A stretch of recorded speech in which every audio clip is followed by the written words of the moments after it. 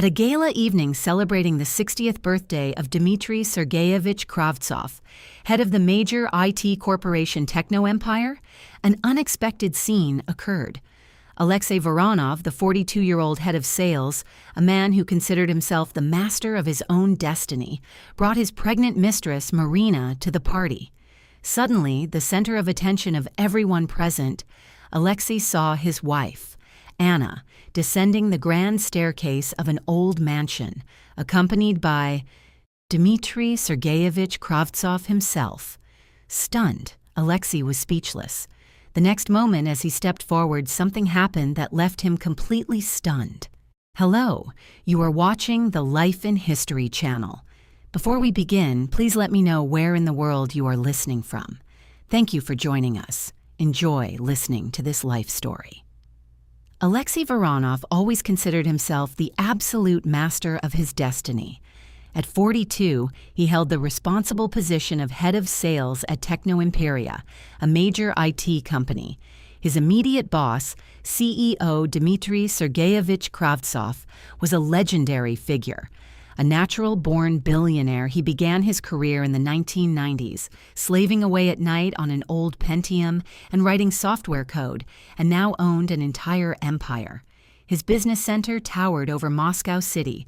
Luxurious villas were located on the Côte d'Azur and in Monaco.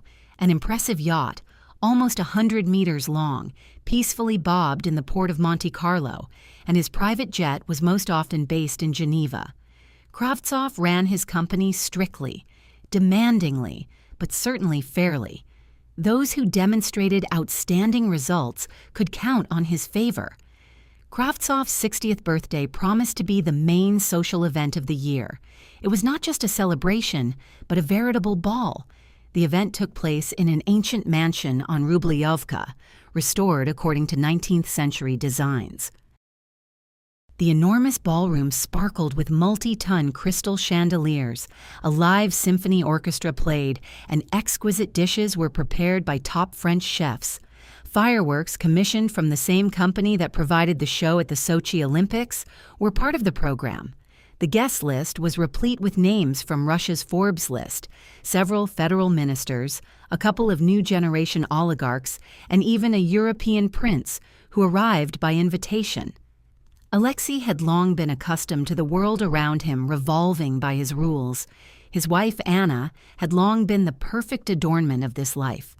Beautiful and reserved, with refined features and a melodious voice, she graduated from the art history department of Moscow State University and once dreamed of a career in a museum or gallery. However, for the past 7 or 8 years, she had devoted herself almost entirely to her family, raising their 10-year-old son, Maxim, caring for the home, and maintaining the perfect image her husband needed for his rapid career advancement. They met back in their student years. He was an assertive, self-assured economics major.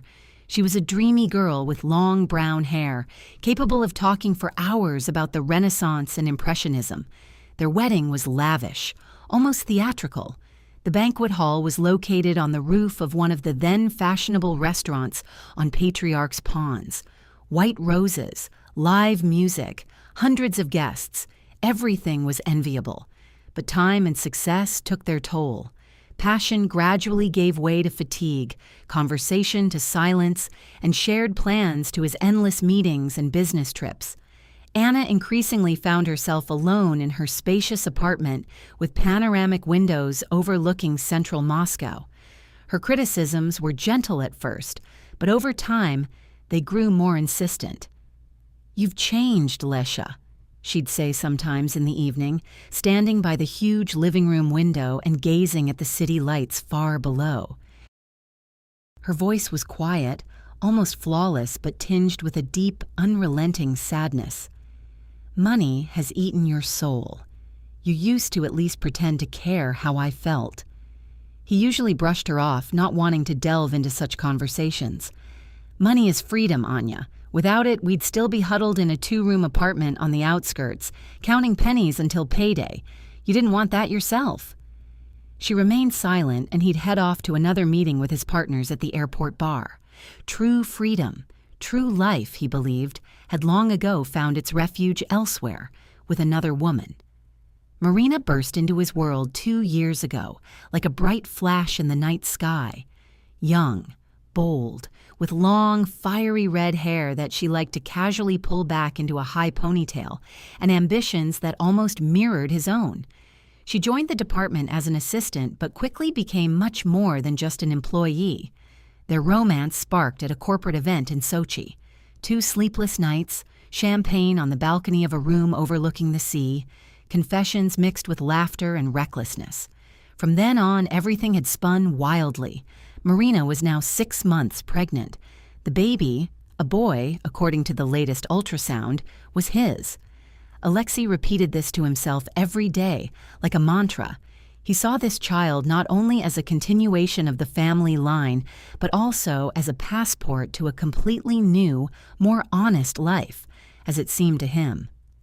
"This is our chance to start over," he whispered to Marina, kissing her neck, inhaling the scent of her perfume and skin. "A divorce, a new apartment in a good neighborhood. I'll even talk to Kravtsov about a share in the project. We'll live the life we've always dreamed of."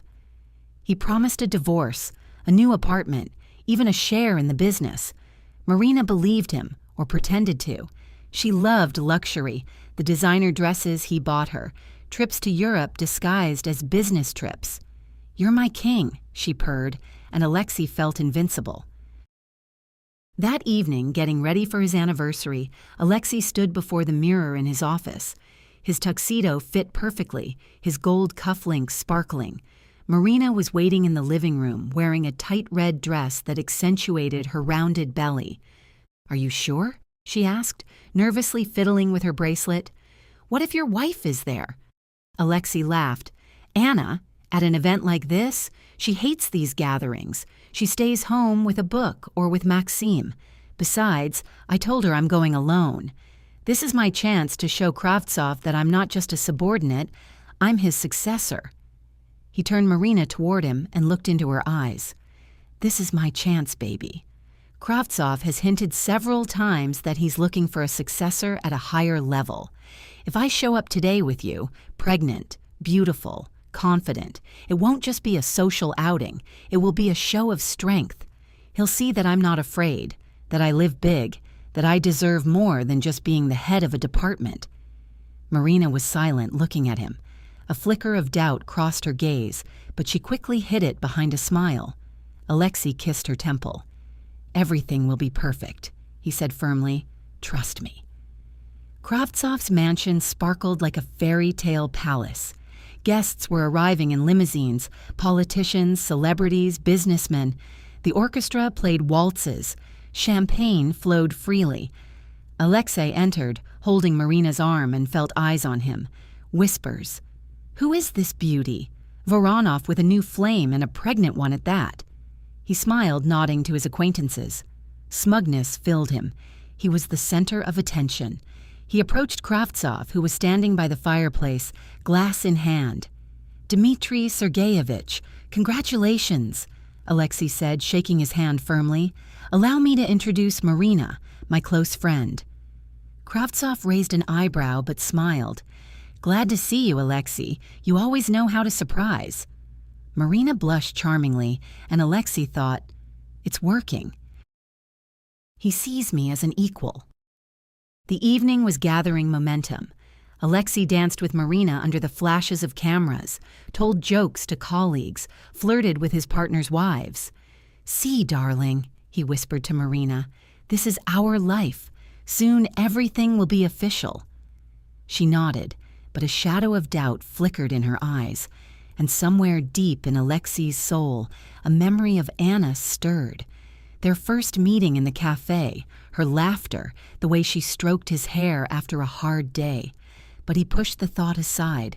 The past was behind him, and suddenly, a sharp, solemn chord of a fanfare. The orchestra cut off the melody mid-note. The host, a tall man in an impeccable tailcoat, with a voice accustomed to grand halls, raised his hands, calling for silence. "Ladies and gentlemen, distinguished guests, please attend. This evening's special guest is now descending the grand staircase." 300 heads turned simultaneously. The spotlights glided softly upward, illuminating a wide marble staircase adorned with garlands of living white orchids and heavy crystal chandeliers shimmering like frozen waterfalls.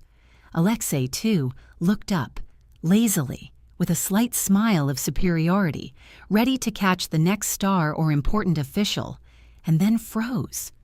A woman descended the steps slowly, with regal grace. Her silvery dress flowed over her like liquid metal, catching and casting the light of thousands of lamps. A low back, the finest fabric hugging her figure, a long train carried carefully behind her by two young men in uniform. Around her neck was a diamond necklace, the central stone the size of a large grape. Her hair was pulled back into an elegant updo, a few curls falling loosely onto her neck. Her makeup was flawless, a smoky eye that accentuated her strikingly bright green eyes. Her lips were a warm nude with a hint of mother of pearl. This was Anna. His Anna, but not the Anna he was accustomed to seeing in the mornings, her hair disheveled, a cup of coffee in her hand, and her eyes weary. This was a different woman, a queen. Cinderella, finally wearing the dress destined for her, confident, radiant, with a slight enigmatic half-smile that took Alexei's breath away. She held hands with a man, tall, imposing, in an impeccable tuxedo. Alexei recognized him instantly, Dmitry Sergeyevich Kravtsov, his boss. They walked down together, a couple, and the guests applauded. Anna smiled at Kravtsov, and he kissed her hand. Alexei felt the world tilt. What? How? Flashed through his mind. He was speechless. His throat tightened. Instinct pushed him forward. Take a step, approach, demand an explanation. But the next second, Kravtsov, still holding Anna's hand, turned to the guests and said, "Dear friends, allow me to introduce my companion, Anna Voronova, and announce our engagement." Alexei froze, thunderstruck. Shock paralyzed him. The world narrowed to this scene. Marina squeezed his hand. "Lesha, what's going on?" But he couldn't answer. All his plans, his confidence, his complacency, everything collapsed in an instant. The guests applauded standing up. The sound was deafening like a surf crashing over your head. Alexei stood in the middle of the room, unable to move. His hand still clutched Marina's elbow, but his fingers were numb. Engagement. The word echoed in his temples. Anna and Kravtsov, his Anna and his boss. Marina tugged at his sleeve. His voice trembled. "Lesha, is this a joke? Tell me it's a joke." He didn't answer. He couldn't. His throat was tight. Fragments of memories danced in his head like shards of a broken mirror. Anna, who had barely spoken to him in the evenings for the past 6 months, simply sitting with a book or her phone and looking past him. Anna, who suddenly started going to an expensive gym 3 times a week and returned to her stylist after a 5-year break. Anna, who stopped asking when she'd be home today, and he'd been glad of this silence back then, thinking she'd finally gotten used to it. He'd chalked it all up to fatigue, her age, a woman's premonitions, a midlife crisis. Now each of these episodes rose before his eyes with the terrifying, chilling clarity of a puzzle he'd assembled himself, only backwards. Kravtsov raised his glass again. The light reflected off the crystal. His voice, amplified by the microphone, sounded warm and solemn. Anna came into my life like a true miracle. She gave me what I had long since stopped expecting: true intimacy, deep trust, and a future. He turned to her, looking at her as if she were the only one in the room. "So today I want you all to be witnesses. We are engaged, and in 3 months we will become husband and wife." The guests burst into applause again. Someone shouted, "Bitter!" Someone whistled. Anna smiled that same smile that Alexei had once considered his own. Now it belonged to someone else. He took a step forward, then another. His legs moved on their own, like a sleepwalker. Marina tried to hold him back, but he pulled his hand away. One thought pulsated in his head: to approach, to ask, to hear that this was a mistake, a setup, a prank. He had almost reached the foot of the stairs when a tall figure in a dark blue suit blocked his path. Viktor Pavlovich Ryabinin, Kravtsov's right-hand man, the company's eminence grise, a man feared even by those who feared no one. Alexei Gennadievich, Ryabinin said quietly, almost affectionately. Not necessary, not here. Step aside, Alexei croaked. Not necessary, Ryabinin repeated even more quietly. You're about to make things worse for everyone, and especially for yourself. His gaze was calm, almost sympathetic. But behind this calm, Alexei clearly saw steel. He knew Ryabinin never bluffed. At that moment, the orchestra began to play something slow and languid. Kravtsov led Anna to the center of the room. They began to dance beautifully, harmoniously, as if they had been rehearsing for months. Her dress flowed in silvery waves. His hand rested on her waist so naturally, as if it had always been there. Alexei felt something break inside. Not rage. Rage would come later. Now there was only cold, sticky horror. He suddenly realized, this entire evening, all his demonstrative impudence with Marina, it was child's play compared to what they had created. Marina came up behind him, hugged him around the waist, pressed her belly against his back. Leisha, we need to leave, please. He didn't answer. He watched as Anna rested her head on Kravtsov's shoulder, as he whispered something in her ear, as she smiled, quietly, happily. And then another person appeared in the room, someone Alexei hadn't expected to see. His son, Maxim, 10 years old, in a small tuxedo with his hair neatly combed. He stood by a column, accompanied by a woman of about 45, elegant with a short haircut and a stern gaze. It was Elena Markovna, Kravtsov's personal assistant for 15 years. Maxim held her hand, not clinging like a small child, but holding it calmly, almost like an adult, and he looked at Anna and Kravtsov dancing in the center of the room, without surprise, without tears, without the resentment that Alexei so feared and secretly hoped to see in his son's eyes. There was something different in his gaze, tired, quiet, almost relieved acceptance, as if the boy had long ago understood everything and was now simply watching the puzzle, which had lain in disarray for too long, finally come together. Alexei felt the floor give way beneath his feet. Maxim noticed his father. Their gazes met across the vast hall, across hundreds of people, across the flashing cameras, across the music that continued to play as if nothing had happened. The boy didn't smile, didn't wave, didn't take a single step forward, but simply looked at her seriously and intently. There was neither anger nor pleading in those childish eyes, as green as Anna's. And then he turned away and pressed himself against Elena Markovna. This finished Alexei off completely.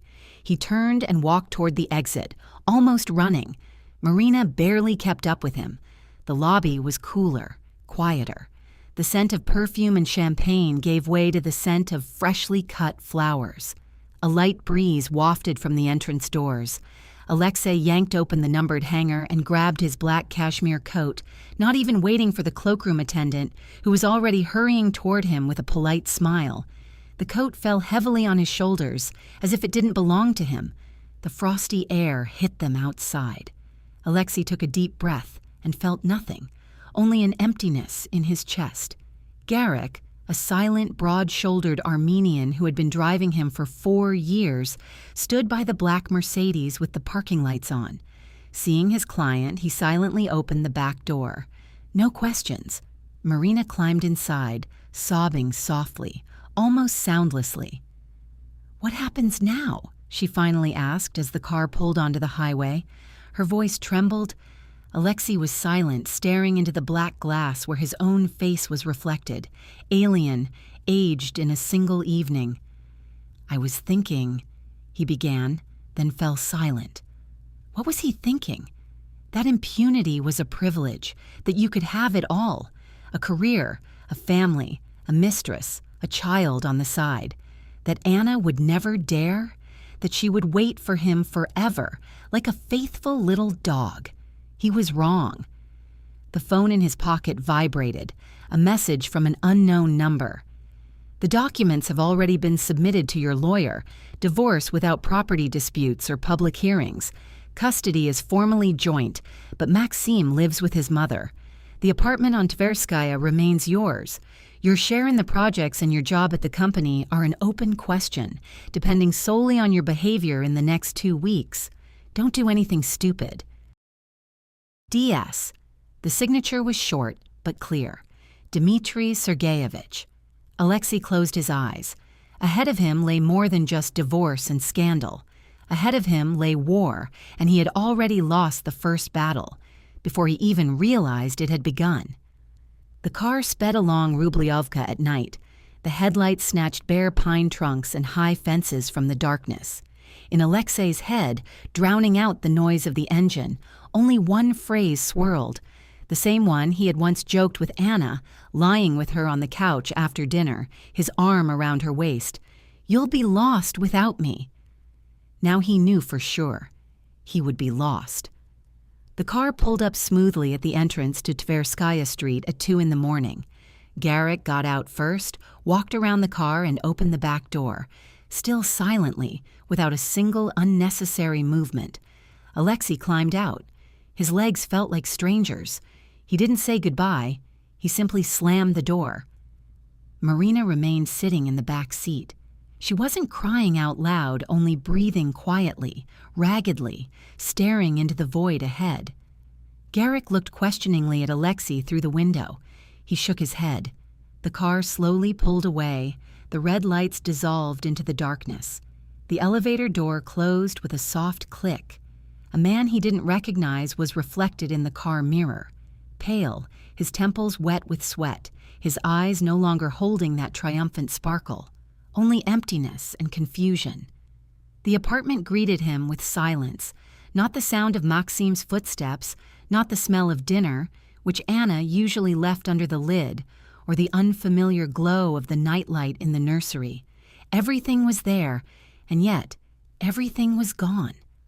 A lone white envelope lay on the kitchen table, unsigned. Alexei recognized his wife's handwriting at first glance, neat, slightly slanted to the right. He tore the paper.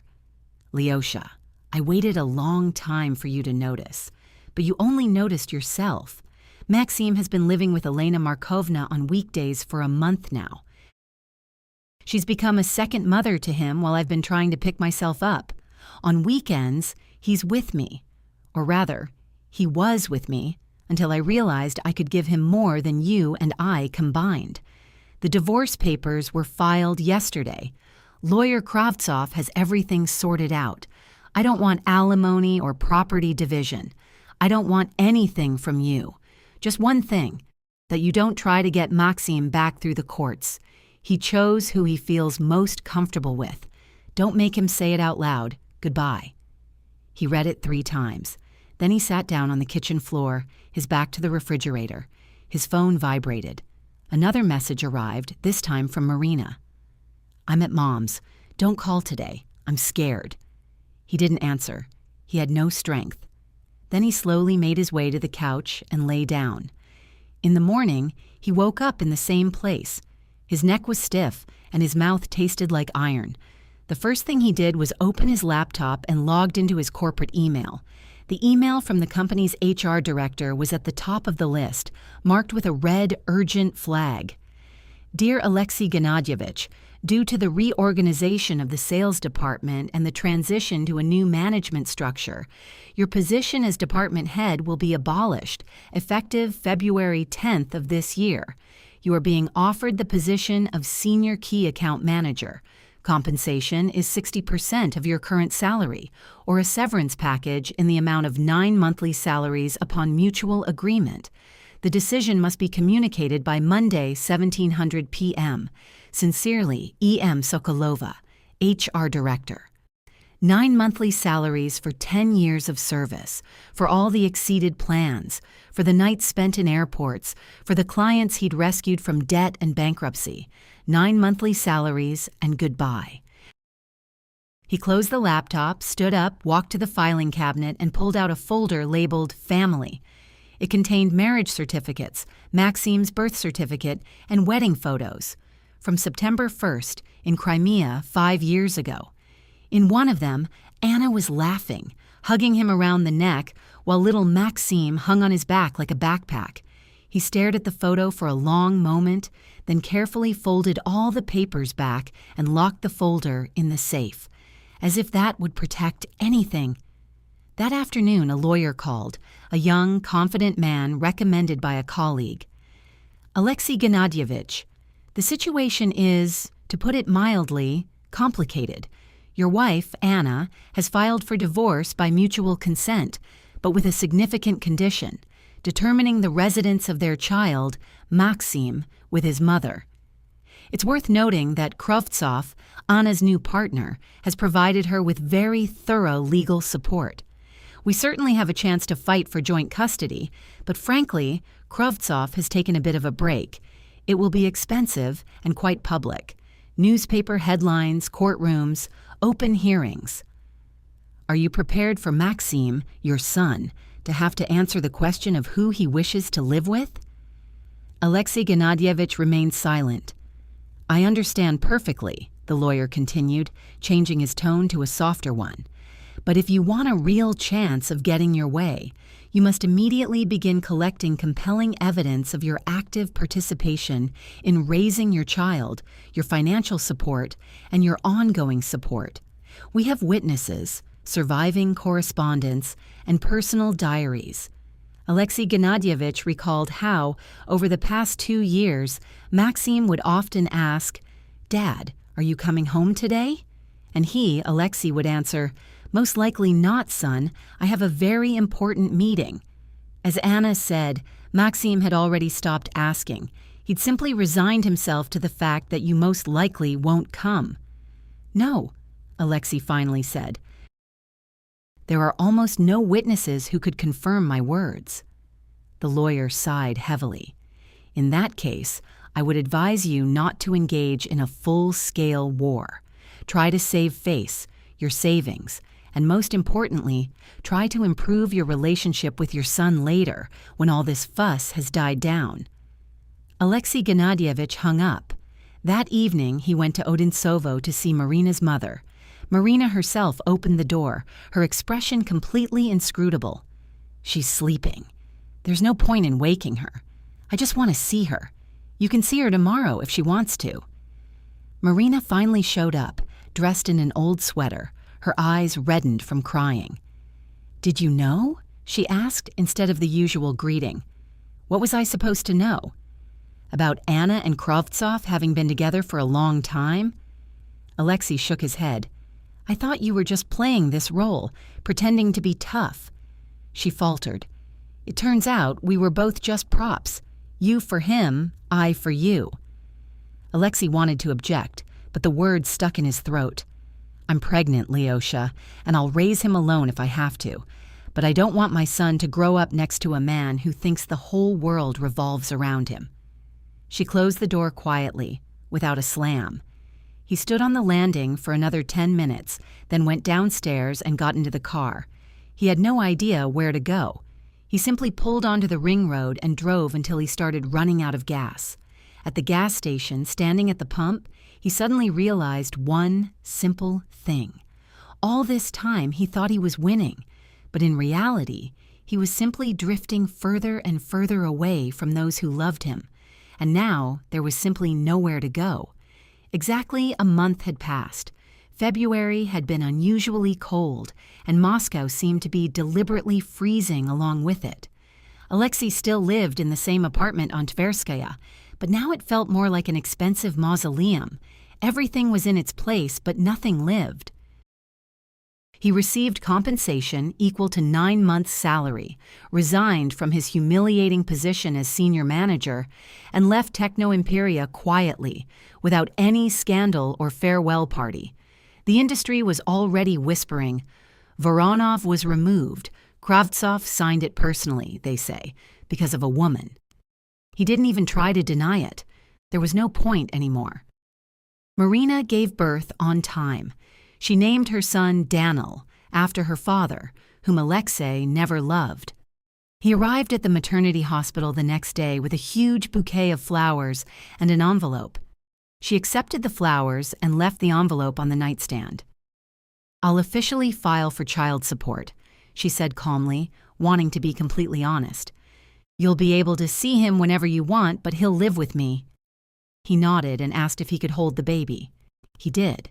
His tiny fist squeezed his finger with a strength surprising for such a tiny thing.